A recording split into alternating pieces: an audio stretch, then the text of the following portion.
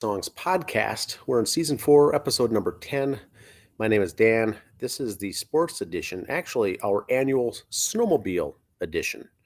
If you're interested in snowmobiling in the state of Minnesota, we do a show once a year highlighting the sport and providing information. I'll be going over information today on a trip I took with my wife this last weekend up north to Finland, Minnesota. If you're not familiar where that is, I've got a map here for you. Finland in the Minnesota Arrowhead region. And once again, with the snow they got up there, it's always interesting. It's always fun. A month ago, they got 20 inches, and then a few weeks ago, they got 30 inches. Maybe that's vice versa, but regardless, they had 50 inches of snow in the last 4 or 5 weeks. So that makes it very good, a very good base up there to go snowmobiling. So what we did, we pick a trip to go to each year. We headed up north this year to this place, went up to Finland. And once you get into the area, once you start researching your trails, what you do is this. You get to find the maps of the area that you want to snowmobile in. And here's the one, for instance, that we did here for Finland. Various red, green, blue colored trails. You can kind of see where you can go in and around the area. And so you try to get a hotel or a VRBO house that's close, and you try to pick out where you want to go. This year we did a 4-day trip. We got a VRBO up in a little house up north there for the 4 days, and basically use the map here and use the map. And what I did was pick out 4 trails to go on each of the 4 days and try to get as much coverage we could of all of these various trails. We put on 180 miles in 4 days. Many people, some groups do that in one day, and some do a variety of the shorter and longer trails. We do just medium-sized trails each day, nothing big, but to get out and get to see the scenery. Now, to go snowmobiling in Minnesota, very easy. You need a sticker or a tab on your snowmobile. And for 3 years, you buy one that's $111. It goes on your sled, gives you 3 years of access to any trail in the state of Minnesota.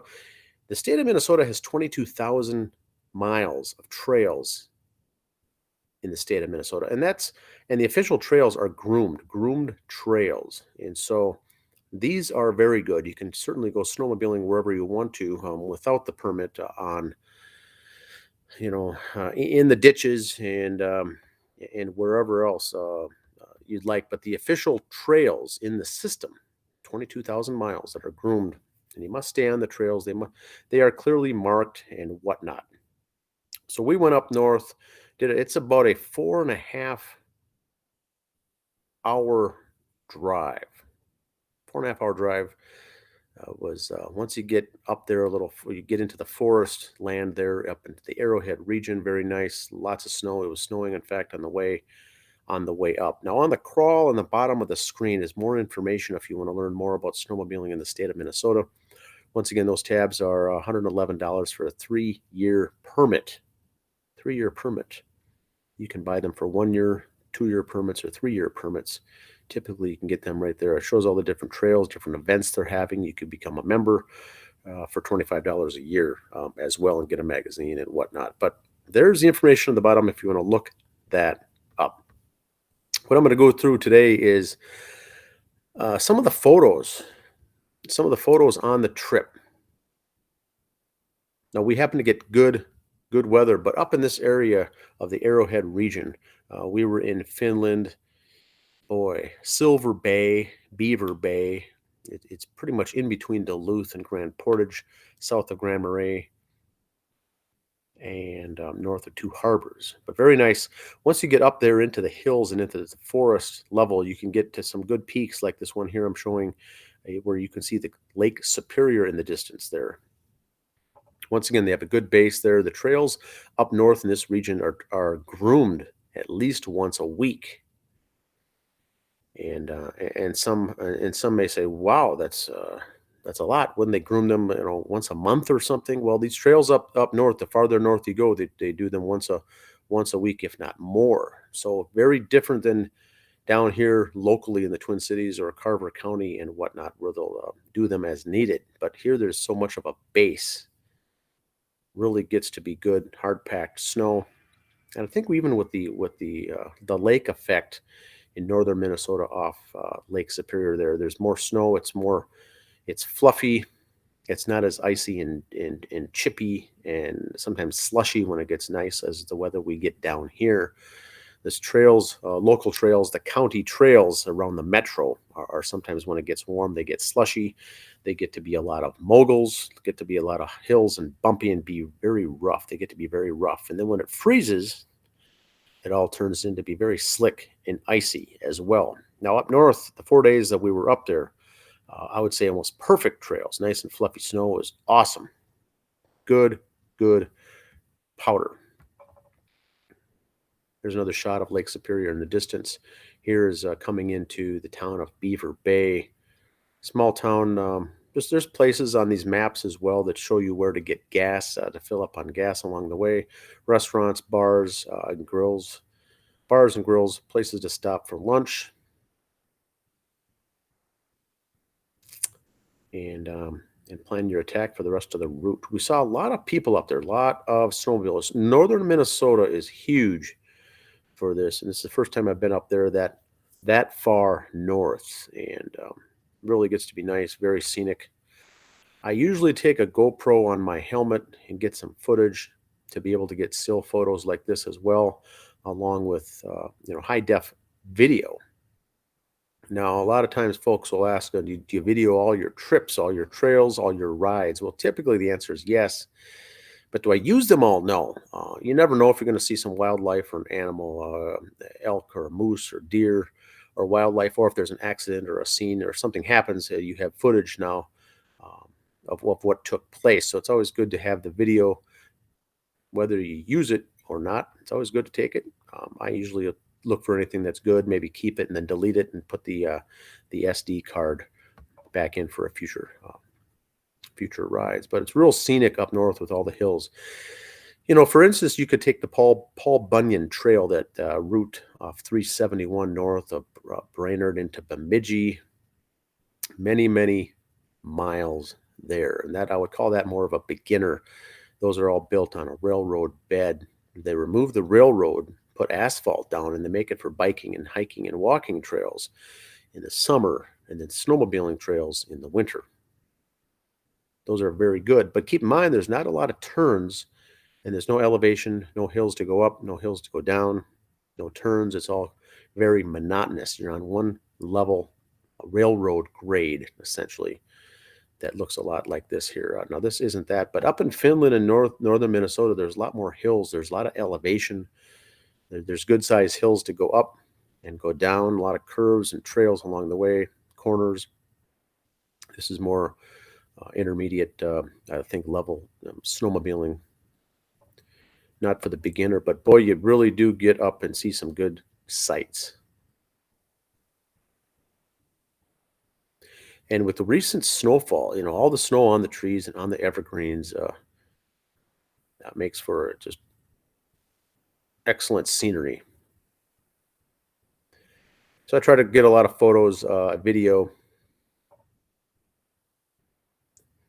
But these are all groomed trails. Now look, as you can see, the trail here is it's probably gone through twice. It's probably a 2-lane trail here with the groomer.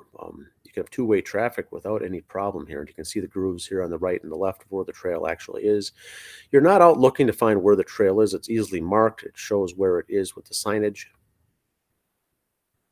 Really no way to get lost. Now, when the intersections come up, what we'll typically stop and see where we are, confirm where we're going on the right path or not. According to you can use GPS coordinates. Some of the newer machines now have all the newer machines have the GPS and the map right on, almost like a display on your car, almost like a dashboard. You can drive and see where you're going to make sure you're on the right path or not. You can even map it and to make sure you're on the right trail. Many people also wing it when they get going. They can try out a different trail or whatnot along the way, depending on if it's good or bad weather. We had, for instance, 4 good days of good weather as well. A lot of places right along the trails, the businesses that do the best business as far as bars and grills and restaurants are stops along the way that um, are mentioned and advertised in the local magazines where to stop. Snowmobilers stop on in. There's usually big parking lots there, and they see in this photo here with the snowmobiles parked in. They'll stop, grab a bite to eat, and take off to the next location.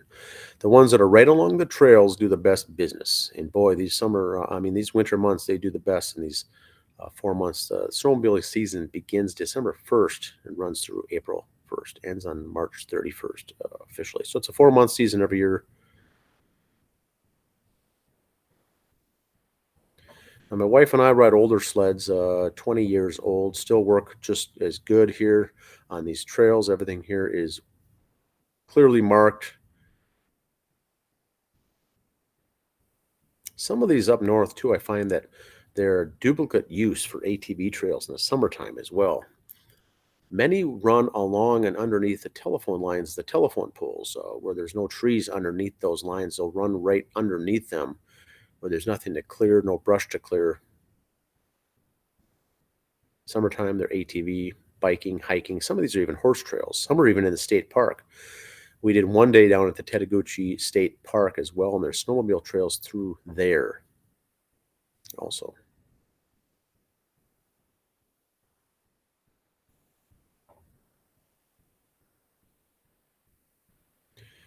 Here's a good shot of the trail too, as well as after being just freshly groomed. We came in after the groomer stopped off and were following him for a little bit before we passed him. But uh, boy, to be right on the trail, freshly groomed on a day like this, it's unreal. As the weekend goes on and moves forward, the trails do get beat up more up north on the weekends when all these people come up north to snowmobile. Brings a lot of business and tourism into the area. The trails do get beat up as far as hilly, bumpy moguls, and then the groomer will come and flatten them all out. Really makes a difference. Here's a good shot I took. Once again, after the groomer went through, you can see if you zoom in here on this photo or pause it on this, you can see how fresh and how packed down and how smooth. For people who like to go figure skating or play ice hockey, right after the Zamboni goes through the ice and gets everything clean, you want to be the first person out there on that ice. It's very similar in snowmobiling as well. Some of these trails, there's a state trail that we were on up in this area that was seemed to be groomed every other day. And the amount of traffic that goes through here on these snowmobiles, they have to do it every other day, and it just keeps it so maintained and so smooth and so flat, so comfortable to ride.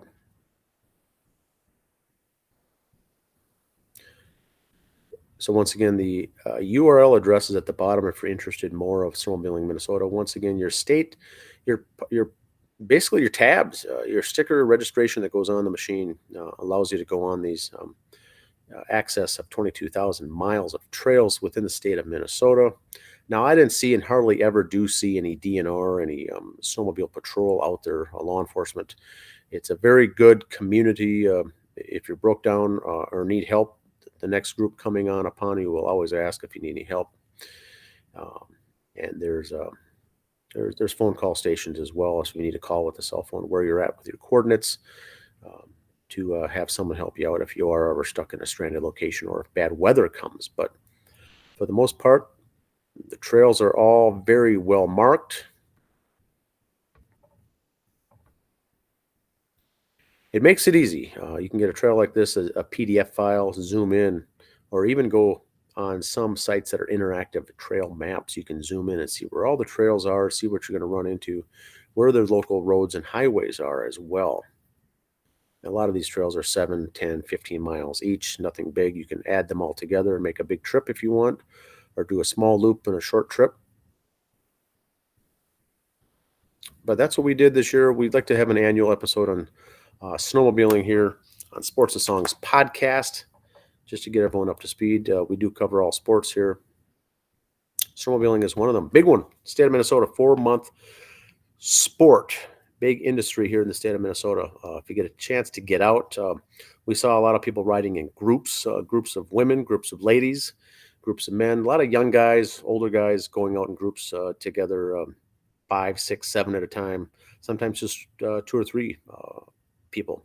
There's also up in Beaver Bay, a location, a group that does guided tours. So you can go up there, get a guided tour.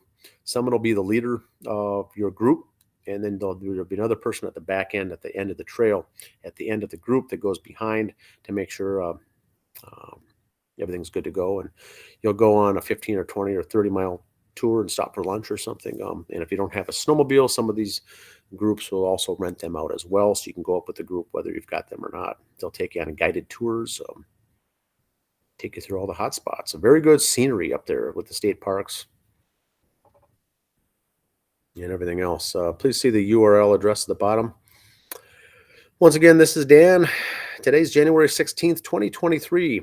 We're on season 4, episode number 10 here. This is a sports edition for Sports and Songs podcast. Thanks for listening.